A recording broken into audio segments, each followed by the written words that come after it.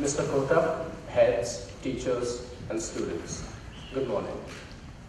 Leaders are defined as those people who are followed by others. They have a different way of thinking. Larry Page, the co-founder of Google, once said, "Almost everyone who has had an idea that is somewhat revolutionary or wildly successful was first told they're insane.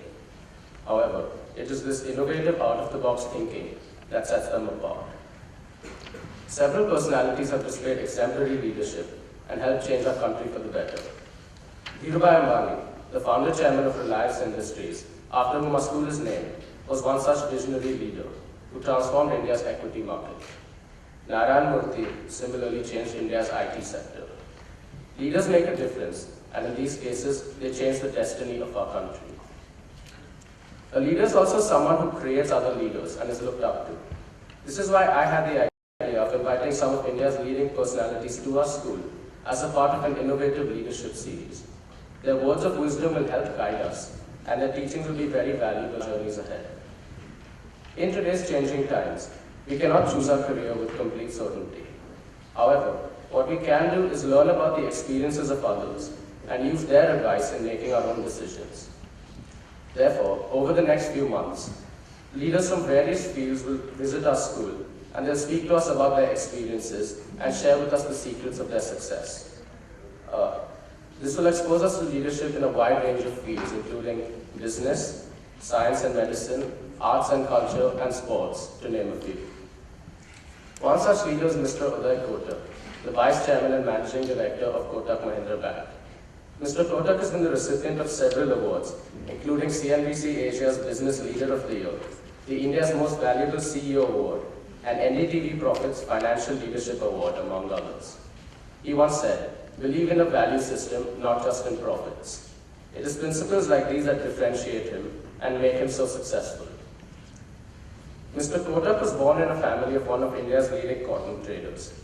He was educated in Bombay and graduated from the University of Bombay.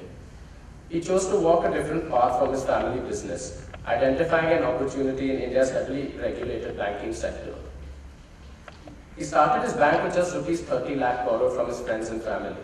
But today, his firm is a multi-billion-dollar conglomerate spread across banking, commodity trading, equity research, and mutual funds. He has been an icon to the Indian banking industry, and his superior entrepreneurial skills and visionary thinking were instrumental in making him India's top banker. Mr. Kotak, thank you for accepting my invitation and for being with us here today. I can only imagine how busy your schedule already is, so we deeply appreciate you taking the time out to speak to us. I would now like to hand over the mic to Mr. Kotak to tell us more about his story.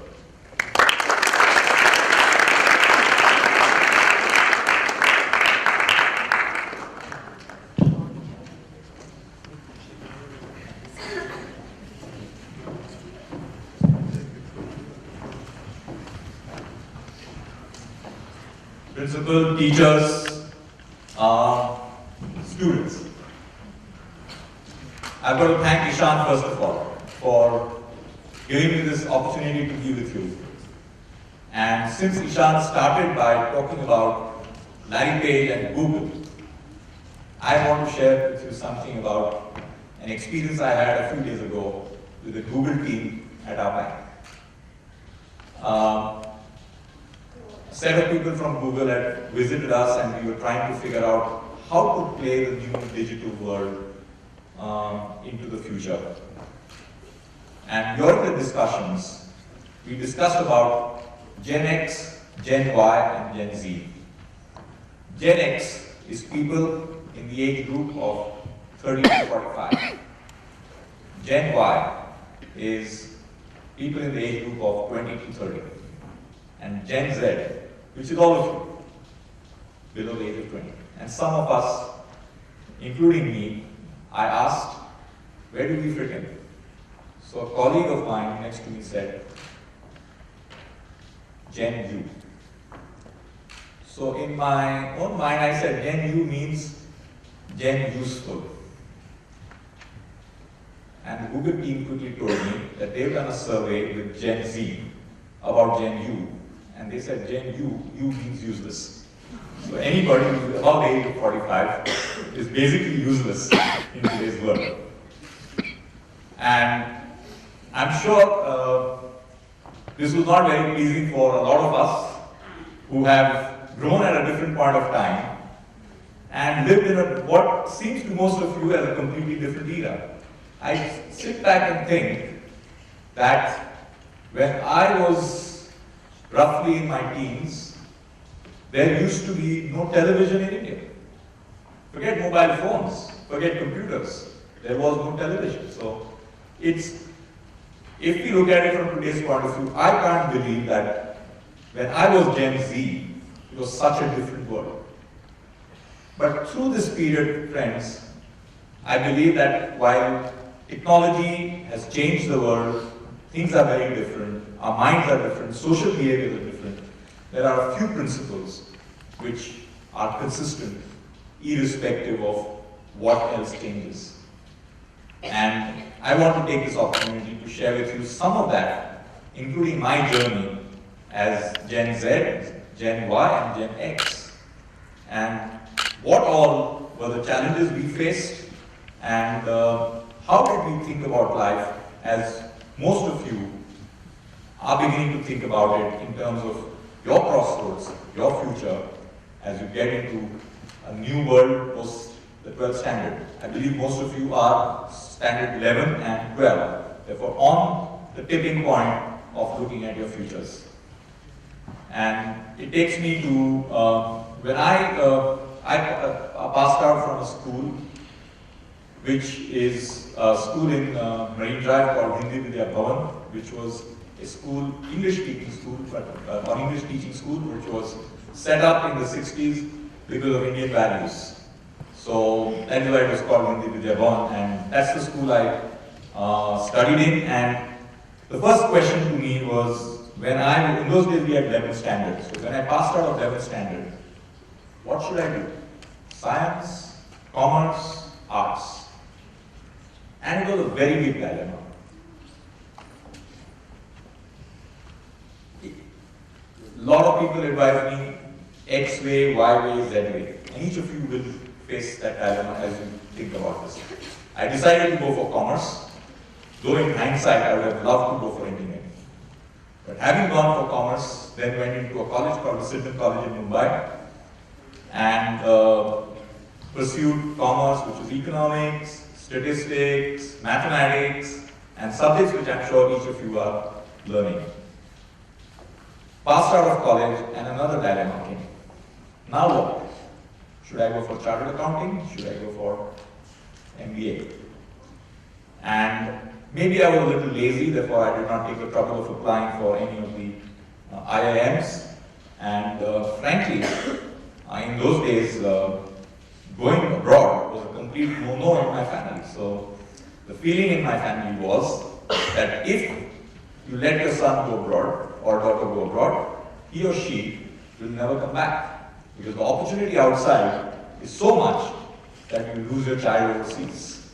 So my family, being a joint family, just would not let me go overseas. So that option was completely unavailable. So I decided to go into my MBA at the Nala Bajaj Institute. And during that time, friends, I used to be playing cricket. And whilst playing cricket, immediately after I joined Bajaj, on a Sunday, I got hit by a cricket ball and basically broke my head. And there was an emergency operation. I lost a year because of that. And in that 1 year, I decided to go and work in my joint family business, which was into commodities, as Ishan mentioned. And it was a joint family business with 15 to 20 family members in the same office. And my biggest learning was how to get along with people in that 1 year. How do you get along with cousins, uncles, at times aunts were also in work, so it was very, very confusing. And you started realizing that very often it is not just logic, it's about how you get along with people, which is so critical to real life. And the joke in our family is that the 1 year when I broke my head, a lot of bhusa in my head was cleared up in that 1 year and got me straightened up in terms of my thinking. So here I was, I completed my MBA after losing a year. As soon as I passed, the next question was, now what to do? I was clear I did not want to join the family's commodities business. And I had an offer from Hindustan Lever, which is across the road from Bajaj, for a full-time management training post my MBA. And I was tempted to take that, but my passion was to do something in finance. So my father made an offer to me saying that he would convince our family to give me 300 square feet of office space at Flora Fountain. And mind you, it was priceless because getting office space in Mumbai is extremely difficult, even in those days. So 300 square feet of office space, and I had to think about what business I'll start. And this is where, I think some of you would have read Steve Jobs' speech at Stanford, which he talked about connecting the dots. And this is where connecting the dots really came helpful to me. A friend of mine from Bajaj, who I was quite close to at MBA, had joined a Tata company called Nelco.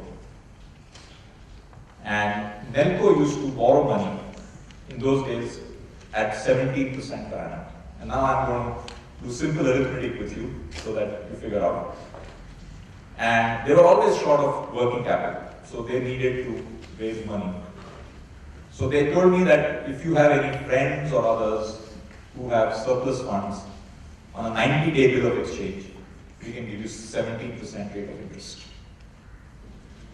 Then I went to a few family friends of, who my parents and others knew, and asked them, where do they put their surplus money? Most of them said, what a stupid question this young kid is asking. We put our money in a bank. Okay. What is the deposit rate you get on the money? 6% per annum. And that was decided by the Reserve Bank of India that no bank shall pay more than 6% rate of interest on deposits it takes. So all of you are mathematics geniuses. If you can get money at 6 and lend at 17, it has to be a great business. And that too to a Tata company. So I went to these family friends and said, hey, what if instead of getting 6% on a bank deposit, you got 12% from a Tata company? So again, they did not believe me and they said, it's not possible. But if it is true, wow. So I offered them 12%. I went to my friend who was working in Nelco and said, instead of 17%, I'll give you money at 16%. And I kept a small spread of 4% for my business. So instead of individual depositors who were putting money at 6%, they got 12. Nelco got money at 16 instead of 17. And 4% was my profit. Sounds so simple. But can you imagine such a simple opportunity? Nobody was doing it in the system. And that's when I felt that I needed some capital. So I went to friends and others and raised 30 lakhs capital and started doing more and more of bill discounting. And the business grew from a few lakhs, a few crores, and then to a few hundred crores. So this is one example, friends, about how a very common sense idea was expanded to create a significant opportunity. I'll tell you another one, which was in 1989. Most of you are not familiar with India at that time. There used to be only 3 cars: the Ambassador, the Fiat, and the newly launched Maruti. And Maruti was a hot cake. Everyone wanted to buy a Maruti. So in 1989, a bank called Citibank, for the first time in India, started financing cars. You could not get money against a car. So if you wanted to buy a car in 1989, you could not borrow money to buy a car. So Citibank started financing against cars. So this sounded like a good idea. But how do we compete? We were a small little company. How do we compete against Citibank, the big mighty Citibank?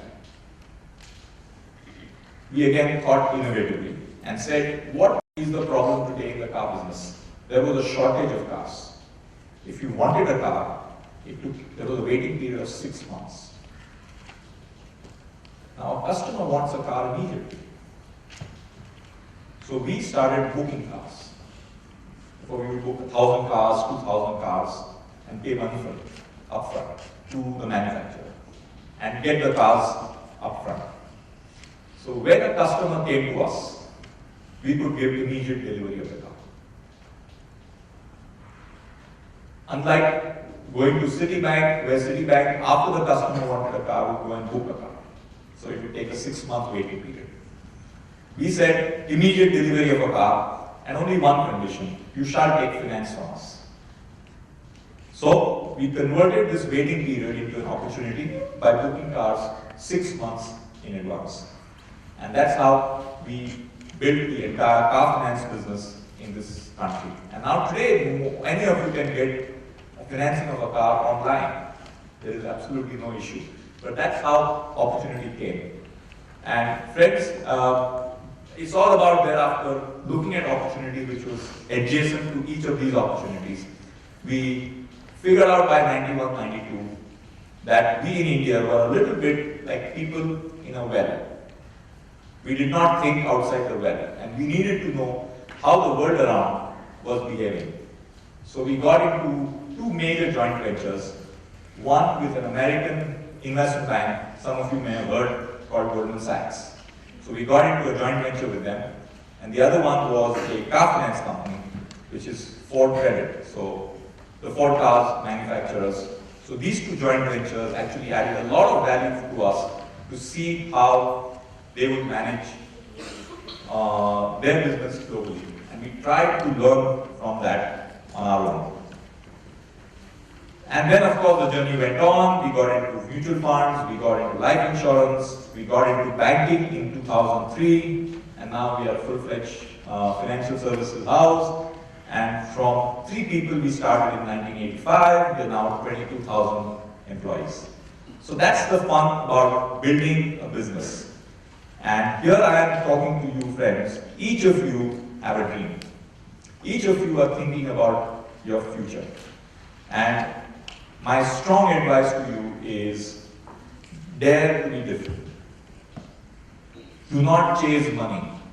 Chase your passion, irrespective of the field you are in. Because there is such a huge opportunity out there for you to be making a difference in this world. And I therefore strongly recommend to each and every student to be bold, to think out of the box, to take a different path. And in today's world, you see a Google, an Apple, a Samsung, a whole host of companies coming from nowhere and becoming something. And you have a very big advantage of being so much more user-friendly on technology than most of us Gen U are. And there are some very important lessons which I have learned through this entire period, which I thought let me share with you. And these are really what we call as 4 defining moments in our firm. First, whatever you do, make it simple. No one has time for complexity. And whatever you do, however complex it looks, make it very simple. Because in this information overload world, nobody is got the patience to try and figure out in complexity and detail. So first rule of life as we have learned is make it simple. The second, and this is very important in our firm, is keep your word. It's not a piece of paper you sign. It's if you have said something, stick to it. And that's what builds trust. But the value of your word and your commitment, whether it's to your friend, whether it's to your teacher, whether it's to your parents, whether it's to your subordinate, whether it's to your boss, you will do what you say and say what you do. Extremely important, friends, and a principle I've tried to follow in my life. Third, go that extra mile. At times, it is very difficult for you to go up that extra mile for somebody else. But when you do that, not only will it make you a lot happier, but the other person will build a bonding relationship with you for life. Be ready to go that extra mile in whatever you're doing. And the fourth principle is what we call as Agni. Execute quality at speed. Unlike our times, where you could afford the luxury of taking a long time, today's time requires speed, requires execution. And at the same time, it has to be quality and pure, like Agni is. Therefore, execute quality at speed. Therefore, four principles which have been very important principles for me in whatever I do, which is make it simple, build trust, keep your word, go that extra mile, and Agni. And something which will stand you in good stead in whatever you do. And that brings me to the last point about this business about where do you build a career? Do you build a career here? Do you build a career overseas? And my view is go whatever your passion takes you. But unlike earlier times, the opportunities in India are much more than they were. My best of my friends, when I passed out of college, went overseas. And for the first 20 years of the post-college career, it looked like they were doing far better than what most of us were in India. But if I look back today, I'm much happier having been in India rather than having taken a call of going overseas. But I don't want to say that option A is better than option B. It depends on each person, circumstance, situation. But seriously think about this option between India and overseas carefully. And times are better, and therefore opportunities here are more than before, though the world is getting to be a much smaller place. So as you think about all this, I just want to end by a quote which has always been very close to my heart, which is a quote by George Bernard Shaw. And this is what he said, that a reasonable man adapts himself to the world. A reasonable man adapts himself to the world. The unreasonable man expects the world to adapt to him. Success depends on the unreasonable man.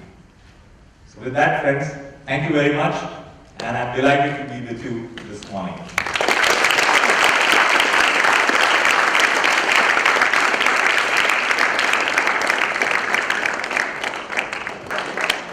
Mr. Kotak, thank you for a wonderfully inspiring and entertaining talk. I think we've all learned a tremendous amount from you. And I would like to ask our head boy and head girl, Viveka and Sanjit, to make a small presentation as a token of our appreciation. Thank you.